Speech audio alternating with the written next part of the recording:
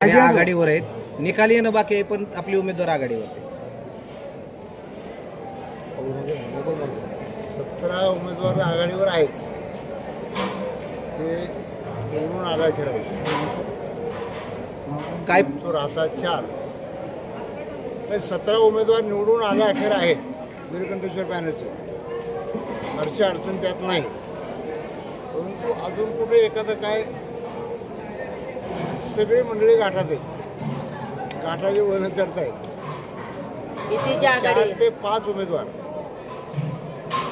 4 ते 5 उमेदवार आता पुढचे जो मतदारसंघात आहेत, बारामती नंबर 6चा मतदारसंघ 4416 मतदारसंघात आहे. तो मोठा आहे, तो आपल्या निळकंठेश्वर पॅनलला फेवरेबल आहे. गट नंबर 5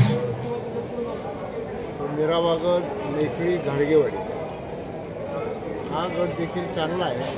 तिथे काउंटिंग चालू आहे, काय मिक्स काय क्रॉस वोटिंग काय अशा पद्धतीने चालू आहे, परंतु आपल्याला खूप चांगले आहेत. मग खूप 24 तास उलटून गेले, पहिली फेरी झाली, परंतु जी लढत आहे कुठंतरी अगदी चुरशीची वाटत आहे. कारण जे उमेदवारांचं लीड आहे कुठेतरी 200, 150, 500 ह्याच दरम्यान दिसत आहे. कुठेतरी 17,000 सभासदांचे काउंटिंगचं स्पीड त्या मानानं कमी आहे, म्हणून आपला निर्णय यायला वेळ लागतो. मतदान तर झालेलं आहे परवाच रविवारीच. तिथं मतं मोजायला पहिले बॅलेट पेपर करून ते सॉर्टिंग करायचं, प्रत्येक मतपत्रिका वेगळी काढायची, त्याचे 12 प्रकारच्या 12 मतपत्रिका वेगळ्या काढायच्या, त्यांचे गठ्ठे पंचवीस करायचे, ते टॅली करायचे, टॅली करून पुन्हा बॉक्स भरायचे, आणि ते भरल्यानंतर प्रत्येक टेबलला 1-1 गठ्ठा देतात. अशा पद्धतीने ते अत्यंत चांगल्या पद्धतीने काउंटिंग चालले. तुम्हाला शंका आता दुसरी फेरी सुरू आहे आणि यामध्ये विरोधी गटाचे काही उमेदवार जे आहेत ते आघाडीवर जात असल्याचं सांगितलं. मी सांगितलं मिक्समध्ये आहेत. विरोधी गटाचे अजून दोन पॅनल थांबले, निळकंठेश्वर आणि सहकार बचाव. या 2 पॅनलमध्ये 4-5 उमेदवाराची शिकत चालली आहे. साधारण किती उमेदवार तुमच्या आघाडीवर आहेत आता सध्याच्या घडी? आपल्या जवळ सगळेच उमेदवार आघाडीवर, एक तर निवडून आले आणि 20-20 आघाडीवर. किती आघाडी किती? आपले सगळे निवडून येते. आघाडी किती राहील? आघाडी लगेच सांगता येणार नाही. बारामती मतदारसंघ मोठा आहे, 6वा गट, 4400च्या वर मतं आहे तिथं. त्यामुळे त्यात आता कसं डायव्हर्शन होतं आहे, त्यात फारसं डायव्हर्शन होणार. स्ट्रेट आपला निळकंठेश्वर पॅनल इथं होईल, 10-15% मतं जातील, फार जाणार. थँक्यू.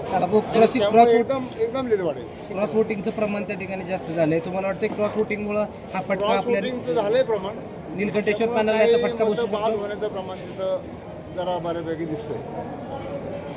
पण आता हे स्लोमध्ये चाललंय. अजून बारामतीचे महत्त्वाची गावं आहेत ती सुरू झाली नाहीत, त्याच्या आधीचे आहेत. तिथं आपले साधारणपणे खालीवर खाली सगळे 4-5 खालीवर अशा पद्धतीनं चाललंय त्यांचं.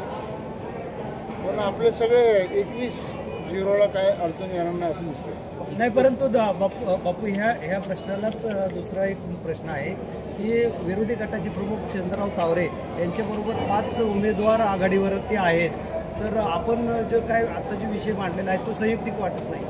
काय चंद्रराव तावरे 400 मतांना आघाडीवर आहेत, दुसरे त्यांचे 180 मतांना आघाडीवर आहेत, तिसरे ते पण 200 दरम्यान आहेत, एक महिला साधारणपणे 300 दरम्यान आहे. असे छोट्या मताधिक्यानं ते आघाडीवर काय आपल्या आघाडीवर आहेत. आणि मतदान बघतो हे प्रमाण तुम्ही सांगितलं की ते 400 किंवा 150, पण तुमच्या पॅनलचे जे उमेदवार आहेत ते किती आघाडीवर आहेत, कसं काय आकडे ह्या तरी सगळे म्हणजे काटेकिटे परंतु आमचं मतदान खूप मोजायचं आहे. जे अजून काउंटिंग व्हायचं आहे त्या मतदाना आपलं प्युअर मतदान सगळं आहे, तो 5 नंबर भाग, 6 नंबर भाग, आणि त्यामध्ये आपल्याला चांगले होप्स आहेत आणि हे सगळे निवडून येतील.